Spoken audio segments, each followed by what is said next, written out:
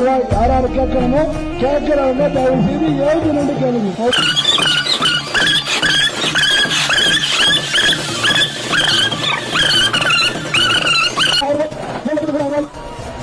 3,03,000 ரூபாய் ஒரு தரம், 3,03,000 இரண்டு தரம் விட்டுலாமா? 3,03,000. பாத்தீங்களா, 3,03,000 ரூபாய். ஐயோ, பேருக்கு சாப்பாடு போடலாம், இவ்வளோ என்னென்ன வாங்கலாம்.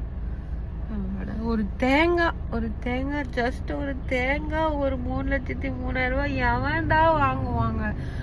பாவீங்களா, இந்த மக்கள் இருக்கிறதுனால தான்டா எவனோ வந்து என்னென்ன கர்ம வித்தா கூட வாங்கிடுவீங்க போல இருக்குது.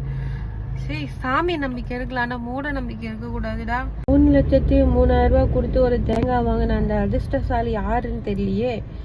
சரி, 3,03,000 ரூபாய். ஐயோ, எங்க இருக்கு அந்த தேங்காய்? ஒரு 45 ரூபாய், கொஞ்சம் தேங்காய் ரேட் அதிகம், அதனால 45 ரூபாய் விற்பாங்கன்னு நினைக்கிறேன். 45 ரூபாய் எங்க இருக்கு? 3,03,000 ரூபாய் எங்க இருக்கு? ஐயோ, இவ்வளோ முட்டாளாவா இருப்பாங்க நாட்டுல? அதுவும் சாமி கிட்ட பாதத்துல இருந்துதான். ஏன் நீ வாங்கிட்டு போயிட்டு தேங்காய் வாங்கிட்டு போயிட்டு இந்த மாதிரி மஞ்சள்லாம் பூசி பூஜை ரூம்ல வச்சுக்கோ.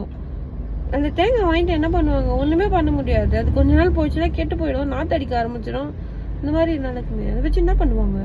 ஒரு வேளை அது சாப்பிட்டா பவர் ஏதாவது கிடைக்குமோ? அவனுக்கு தான் முட்டாள். நான் அப்படி கிடையாது. நான் வந்து என்ன பண்ணுவேன், அது ஃப்ரீயா கொடுத்தாலும் வேணான்னுடுவேன்.